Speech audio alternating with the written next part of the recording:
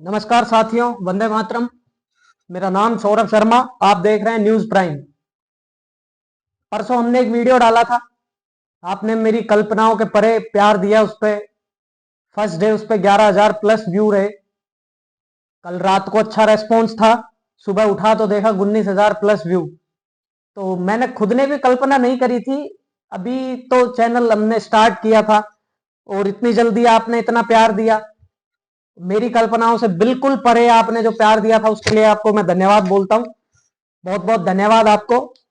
हमने आपसे वादा किया था पहले वीडियो में, आपकी जन समस्याएं, आपके हर एक मुद्दे जो सरकारों तक पहुंचाएंगे, अधिकारियों के साथ हाजिर होंगे, आपकी बात करेंगे, आपके कस्बे की, आपके स्थान की, आपकी समस्याओं की बात करेंगे। तो हम आपके वादे अनुसार, जो आपसे वादा किया था उसके अनुसार आज हम मौजूद हैं।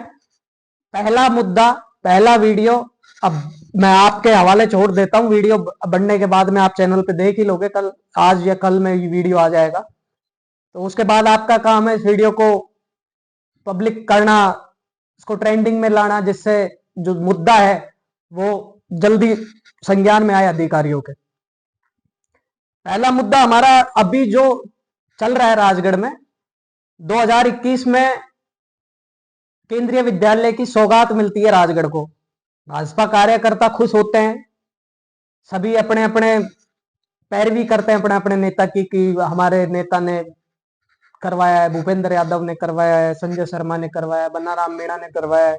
उधर दूसरी तरफ कांग्रेस विधायक मांगेलाल मीणा कहते हैं कि हमने पैरवी करी थी इसकी, तो राजगढ़ में केंद्रीय विद्यालय शुरू हुआ है। अब ये तो जिसने किया है वो उसको पता है, या फिर करने वाले को पता है। अभी किया किसने था, सौगात किसने दी थी राजगढ़ को, ये अभी तक स्पष्ट नहीं हो पाया। लेकिन बीजेपी की गवर्नमेंट है तो स्वाभाविक सी बात है कि बीजेपी वालों ने धूम धड़ाके से मिठाइयां बांटी थी, पटाखे चलाए थे, अपने नेता की पब्लिसिटी करी थी कि मेरे नेता ने करवाया, मेरे नेता ने करवाया। लेकिन अब इसके बिल्कुल परे हो गया है। पहले राजगढ़ को 2021 में सौगात मिली थी केंद्रीय विद्यालय की। जैसा कि मैं भी आंकड़े देख पा रहा हूं, 2021 में केंद्रीय विद्यालय राजगढ़ उपखंड के लिए स्वीकृत किया गया था। ठीक है। अब लेकिन बड़े नेताओं ने, अधिकारियों ने, सबने ये कह के इस सौगात को राजगढ़ की मुट्ठी से वापस छीन लिया।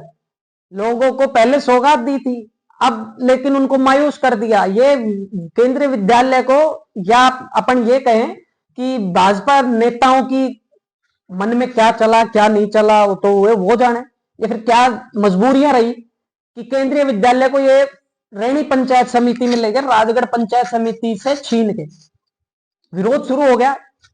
होना था, स्वाभाविक सी बात थी। पहले लड्डू दिया था, फिर हाथ में से छीन लिया, तो स्वाभाविक सी बात है विरोध शुरू हुआ।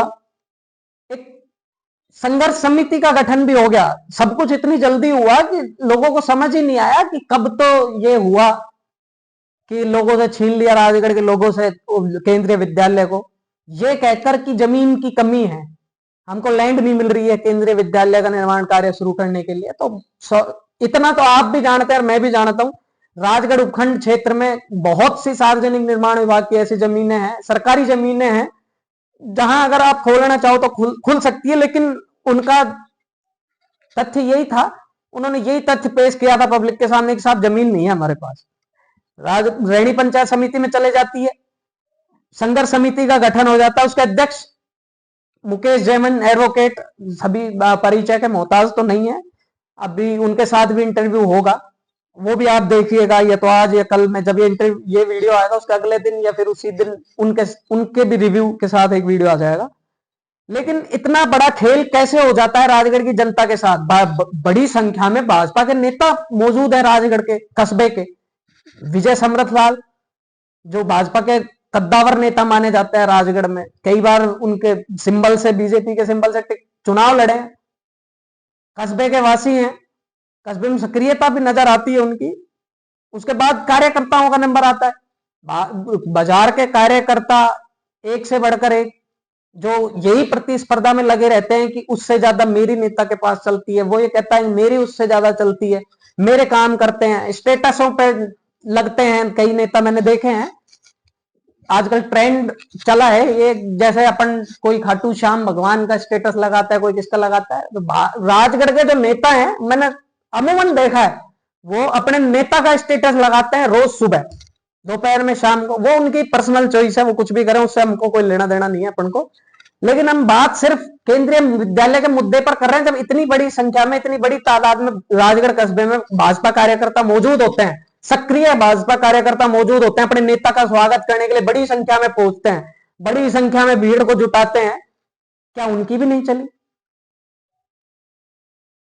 जहां के वो निवासी है, जिस जगह को सौगात दी थी केंद्रीय विद्यालय की, भाजपा ने या फिर किसी ने भी, लेकिन भाजपा की सरकार होते हुए भी इतनी बड़ी संख्या में कार्यकर्ता मौजूद राजगढ़ की सौगात को छीन दिया।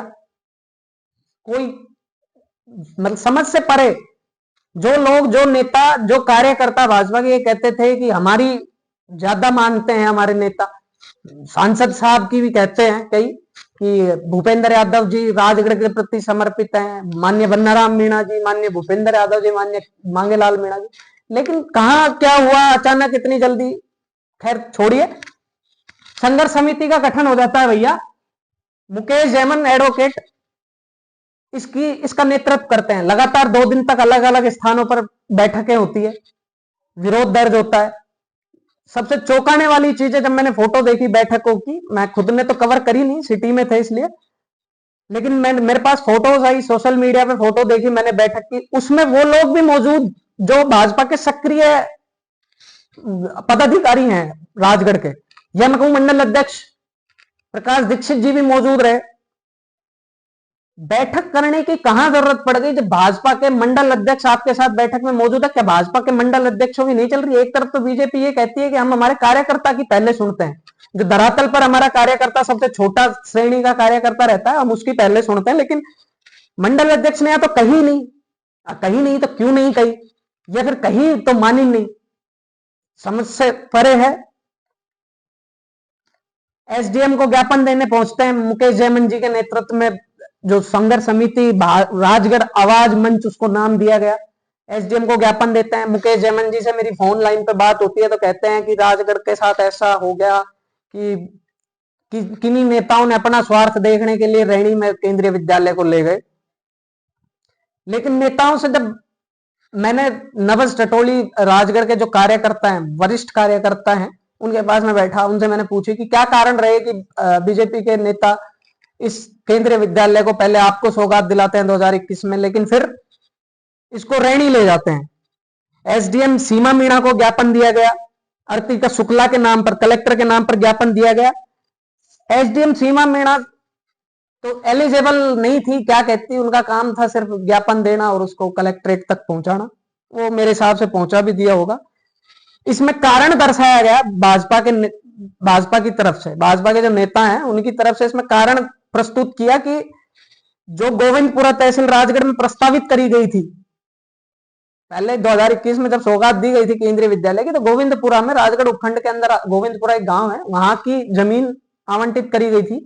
लेकिन यह उसमें बताया गया, जब इसको छीनी, तो वहां एक अवैध नहीं, लीज पर खनन करने वालों की तरफ से वहां रोक लगवा दी गई।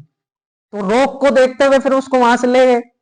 लेकिन इतना बड़ा क्या खनन करने वाला वो लीज कारी इतनी पावर रखता था कि उसने आपके केंद्रीय विद्यालय को, सेंट्रल स्कूल को वहां से पोस्टपोन करवा दिया, वहां से टर्मिनेट ही करवा दिया। ये क्या राजगढ़ के कार्यकर्ताओं का फेलियर नहीं है? या फिर ये राजगढ़ विधानसभा क्षेत्र के जो मौजूदा नेता हैं, भाजपा के, कांग्रेस के, किसी भी अन्य पार्टी के, जो दावे करते हैं कि हम जनता के बीच में रहते हैं, जनता के मुद्दों पर कार्य करते हैं, राजगढ़ को विकास के पथ पर ले जाने का कार्य हम कर रहे हैं, क्या उनके मुंह पर एक तमाचा नहीं था कि ये जब एक लीज पर खनन करने वाले मात्र आदमी ने इसको आपके राजगढ़ से टर्मिनेट ही करवा दिया, जहां पर आपने 2021 में आवंटित करी थी, वहां से इसको फ्री करवा दिया। बड़ी बात यह भी है, जन आक्रोश लगातार बढ़ता गया, ज्ञापन का सिलसिला शुरू होता गया।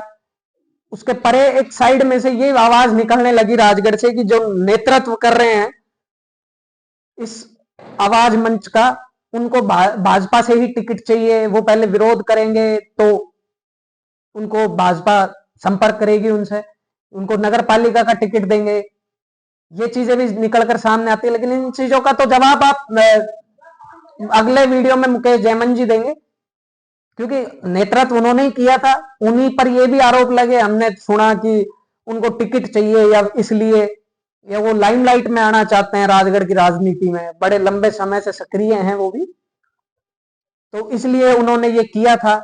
लेकिन राजगढ़ की जनता से केंद्रीय विद्यालय छीन कर अन्य उपखंड, रैणी उपखंड में ले जाना बहुत बड़ी बात, या मैं यूं कहूं कि राजनीति में जो अपने आप को सक्रिय बताते हैं, जो नेता राजगढ़ का, जो अपने आप में बीजेपी के नेताओं के बहुत करीब बताते हैं, उनके मुंह पर मैं समझता हूं ये तमाचा था।